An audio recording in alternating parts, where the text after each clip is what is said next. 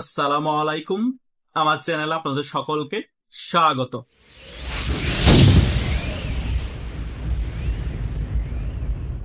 গতকাল থেকে আমার ইউটিউবের অনেক সাবস্ক্রাইবার, ফেসবুকের অনেক ফ্রেন্ড, হোয়াটসঅ্যাপ এবং মেসেঞ্জার জিজ্ঞেস করছে যে ভাইয়া, ভারতের সেনাপ্রধান উপেন্দ্র ত্রিবেদী এবং ভারতে নিযুক্ত বাংলাদেশ হাই কমিশনারের সাথে বৈঠক হয়েছে।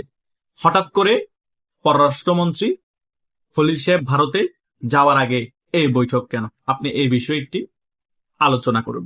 আজকে এই বিষয়টা নিয়েই খুবই গুরুত্বপূর্ণ একটি আলোচনা করব, এবং অনেকেই হয়তো জানান না যে ভারতের সেনাবাহিনীর প্রধান এবং বাংলাদেশের হাই কমিশনার বৈঠক হয়েছে। কি জন্য হয়েছে সেই ব্যাপারগুলো আমি ক্লিয়ার করব।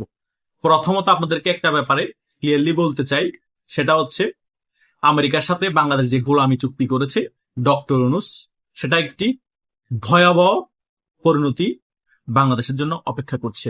কারণ সেই চুক্তি মোতাবেক বাংলাদেশ একটা সুতো যদি বাইরের দেশ থেকে কিনতে যায়, তার জন্য পারমিশন নিতে হবে আমেরিকার কাছ থেকে, এবং আমেরিকার কাছ থেকে যে জিনিস কিনতে পারবে সেই জিনিস যদি অন্য দেশের থেকে 50% কম দাম দিয়েও পাওয়া যায়, তবুও সে দেশ থেকে কিনতে পারবে না, আমেরিকা থেকে কিনতে পারবে। বাংলাদেশটাকে ডক্টর ইউনূস ক্ষমতা থেকে বিদায় নেওয়ার সময়ে কিছু সময় আগেই পোংটা মেরে গিয়েছে, আর আমরা বাঙালি জনগণ এখনো চদু হয়ে আছি, না পারি কোনো কথা বলতে, না পারি কোনো প্রতিবাদ করতে। বিএনপিও তার বাইরে যেতে পারছে না ওই গোলামি চুক্তি। দেখেন না, কিছুদিন আগে রাশিয়া থেকে তেল কিনবে, সেটার জন্য পারমিশন নিতে হচ্ছে এই আমেরিকার কাছ থেকে। ভারত থেকেও যে ডিজেল আনছে, এটারও কিন্তু পারমিশন কিন্তু আমেরিকার কাছ থেকে নিতে হচ্ছে। সো ভারতের সাথে যতই সম্পর্ক ভালো করার চেষ্টা করুক বিএনপি, যতই বাংলাদেশ হাই কমিশনারের সাথে বৈঠক হোক ভারতের সেনাবাহিনী প্রধানের, এবং যতই বাংলাদেশের পররাষ্ট্রমন্ত্রী খলিল সাহেব ভারতে গিয়ে দ্বিপাক্ষিক অনেক চুক্তি করুক এবং আরো অনেক ভালো সম্পর্ক করুক, কোনো লাভ নেই আমেরিকার পারমিশন ছাড়া। কোনো কিছুই কোনো দেশের সাথে করতে পারবে না এই বিএনপি সরকার, কারণ মেরুদণ্ড ভেঙে দিয়ে গিয়েছে ডক্টর ইউনূস সরকার। যখন ক্ষমতায় ছিল তখন আমেরিকার সাথে কিছু গোপন চুক্তি করে, কিন্তু ভারত তাদের কাজ ঠিকই করে যাচ্ছে।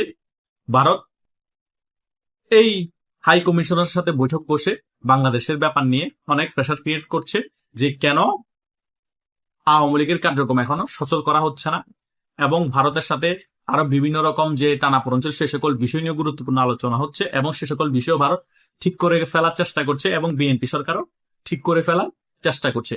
যতই ঠিক করে ফেলার চেষ্টা করুক ভারত, একটা ব্যাপারে কনসার্ন যে বাংলাদেশে গণতন্ত্র ধ্বংস হয়ে যাচ্ছে, বাংলাদেশে জঙ্গিবাদের আস্ফালন ঘটছে, এবং বাংলাদেশ আওয়ামী লীগের নেতা কর্মীদের উপর দমন নিপীড়ন করা হচ্ছে। এই সকল বিষয় যাতে বন্ধ হয় এবং বাংলাদেশ আওয়ামী লীগের কার্যক্রমের উপর যে নিষেধাজ্ঞা আছে সেই বিষয়টা তুলে নেওয়া হোক। এই ব্যাপারটা নিয়ে এই 18-19 মাস ধরে ভারত বাংলাদেশকে কূটনীতিকভাবে প্রেসার ক্রিয়েট করছে, এবং খলিল সাহেবের সাথে দফায় দফায় ভারতের কূটনীতিকদের যখন বৈঠক হয়েছে তখন এই ব্যাপারগুলা ভারত তুলে ধরেছে, এবং ভারতীয় সেনা প্রধান বাংলাদেশ সেনাবাহিনীর প্রধানকে এই বিষয়গুলা উত্থাপন করেছে এবং প্রেসার ক্রিয়েট করেছে।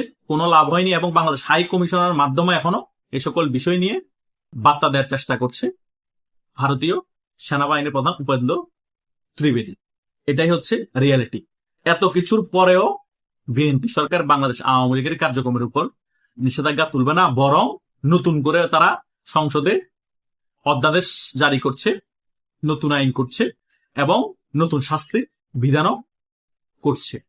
সো এটা মাথায় রাখেন, ভারত যতই কূটনীতিকভাবে চাপ দেয়, যতক্ষণ পর্যন্ত আমদানি রপ্তানি বন্ধ করবে না এবং আমেরিকা এই বিএনপি সরকারের উপর মাথার উপর যে ছায়া আছে সেটা সরাবে না, ততক্ষণ পর্যন্ত এই বিএনপি আওয়ামী লীগকে কোণঠাসা করে রাখবে, আওয়ামী লীগের কার্যক্রমের উপর নিষেধাজ্ঞা, অধ্যাদেশ, আরো নতুন আইন করবে এবং নতুন শাস্তির বিধানও করবে, আরো অনেক কিছুই করবে তারা ক্ষমতায় থাকার জন্য। সো আওয়ামী লীগের নেতা কর্মীদেরকে এটা মাথায় নিয়ে রাজনীতি করতে হবে যে বিএনপি আওয়ামী লীগের কার্যক্রমের উপর নিষেধাজ্ঞা তুলবে না, বিএনপিকে আওয়ামী লীগের কার্যক্রম নিষেধাজ্ঞা তোলার জন্য বাধ্য করতে হবে, এবং সেটার জন্য ভারতের উপরে ভরসা করে বসে থাকলো চলবে না। কারণ ভারতের সেনাবাহিনী, ভারতের জনগণ এসে আন্দোলন সংগ্রাম করবে না এবং বিএনপির উপর প্রেসার ক্রিয়েট করবে না। ভারত এতটুকুই পারবে যে কূটনীতিকভাবে প্রেসার ক্রিয়েট করতে, কিন্তু ভারত এই ডক্টর সরকার থাকা অবস্থায় যেরকম কূটনীতিকভাবে প্রেসার ক্রিয়েট করেছে, বিএনপি সরকার ক্ষমতায় আসার পরে সেই প্রেশারটা অনেক কমিয়ে ফেলেছে। আমদানি রপ্তানি মোটামুটি আগের থেকেও ভালো হচ্ছে। এভাবে আমদানি রপ্তানি মোটামুটি আগের থেকে ভালো হলে বিএনপি কখনোই আওয়ামী লীগের কার্যক্রম নিষেধাজ্ঞা তুলবে না এবং আওয়ামী লীগকে কোনোভাবেই স্পেস দিবে না। ভারত চাচ্ছে যে বাংলাদেশের জনগণ বিএনপি সরকারের উপর আরো বেশি ক্ষিপ্ত হোক, আরো বেশি জনরোষে পড়ুক বিএনপি সরকার। তখন গিয়ে আমরা 100% বিএনপি সরকারের সাথে পোল্টি খাবো, বিএনপি সরকারকে 100% কূটনীতিক ভাবে প্রেশার ক্রিয়েট করবো, আমদানি রপ্তানি বন্ধ করব, তখন আওয়ামী লীগকে ইন করাবো। এটা করতে করতে প্রসেসিং অনেক দেরি হয়ে যাচ্ছে। কিন্তু আওয়ামী লীগের নেতা কর্মীরা তো এই সময়গুলোর ভিতর অনেক দমন নিপীড়ন শিকার হচ্ছে। 2 বছরের কাছাকাছি সময় হয়ে গিয়েছে, ঘর বাড়িতে যেতে পারছে না। ইন্ডিয়ার সমস্যা হচ্ছে তারা চাণক্য নীতি রাজনীতি করে, স্লো পয়জনের মতো, মানে আস্তে আস্তে আস্তে আস্তে কূটনীতি সাজায়, কিন্তু রেজাল্ট 100% পাই, এটা সত্য, কিন্তু দেরি হয়ে যায়। সেই দেরিটার কারণে আওয়ামী লীগের নেতাকর্মীদের মধ্যে অস্থিরতা তৈরি হয়েছে। শীর্ষ পর্যায়ের নেতারা দফায় দফায় বৈঠক বসার পর অস্থিরতা তৈরি হয়েছে। অনেকে দেশে আসতে চাইলেও আসতে পারছে না ভয়ে, কারণ দেশে আসার সাথে সাথে অ্যারেস্ট হয়ে গেলে দেশে এসে লাভ কি? হালকা পাতলা তো পরিস্থিতি তৈরি হতে হবে এবং আওয়ামী লীগের হালকা পাতলা অনুকূলে আসতে হবে। তখন দেশে এসে আন্দোলন সংগ্রাম করে, যদি হালকা পাতলা কয়েকজন গ্রেপ্তার হয়, আরো কয়েকজন বাইরে থাকলো, আন্দোলন সংগ্রাম করে মোটামুটি রাজপথ দখল করে আওয়ামী লীগের যে সকল দাবি আছে সেগুলো হাসিল করতে পারলো এবং বিএনপি সরকারের পতন ঘটিয়ে একটি নির্দলীয় তত্ত্বাবধায়ক সরকারের আন্ডারে আরেকটি নির্বাচনের ব্যবস্থা তৈরি করতে পারলো। সেই কারণেই আওয়ামী লীগের শীর্ষ পর্যায়ের নেতারা এই সকল বিষয় চিন্তা করে দেশে ফিরছে না। তারা বিএনপির এই ভারতের কূটনীতিক বিষয়গুলো পর্যালোচনা করছে এবং আওয়ামী লীগের যে সকল তৃণমূল কর্মী আছে তাদেরকে উজ্জীবিত করার চেষ্টা করছে এবং সংগঠিত করারও চেষ্টা করছে। এই বিষয়টা আমি অনেক দিন যাবৎ বলে আসছি, কিন্তু যত তাড়াতাড়ি হবে মনে হয় তত তাড়াতাড়ি ব্যাপারগুলো হচ্ছে না, অনেক জটিলতা আছে। এটাই হচ্ছে বাস্তবতা। সো ভারতের সেনাবাহিনী প্রধানের সাথে বাংলাদেশ হাই কমিশনের বৈঠক হলো, কোনো বিষয়ে আলোচনা হলো, বাংলাদেশ আওয়ামী লীগের বিষয়ে আলোচনা হলে সেটা কোনো ফলপ্রসূ হবে না। এবং এই যে খলিল সাহেব তিনি ভারত সফরে যাবেন 6-7 তারিখের দিকে এপ্রিলের, সেখানেও আওয়ামী লীগের ব্যাপার নিয়ে কোনো গুরুত্বপূর্ণ আলোচনা হলে, বৈঠক হলো, সেটাও যে কোনো ফলপ্রসূ হবে আমার বলে মনে হচ্ছে না। কেন মনে হচ্ছে না?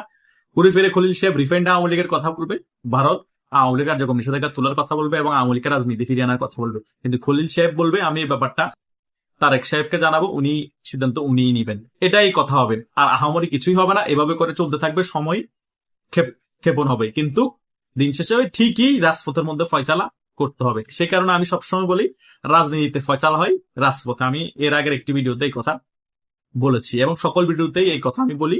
সেই কারণে, কারণ কূটনীতিক ভাবে হালকা প্রেশার ক্রিয়েট করা যায়, ফয়সালা করা যায় না 100% ভাবে। তাই 100% ভাবে যদি ফয়সালা করতে রাজপথে নেমে রাজপথ চাঙ্গা করে, রাজপথ দখল করে নিজেদের আয়ত্তে রেখে কোনো বিষয়ে ফয়সালা করতে হয়। বিএনপি ভালো করে বুঝে গিয়েছে গণ অভ্যুত্থানের মাধ্যমে আওয়ামী লীগের পতন করেছি, সো আওয়ামী লীগ সংগঠিত হয়ে কামব্যাক করতে 4-5 বছর লেগে যাবে।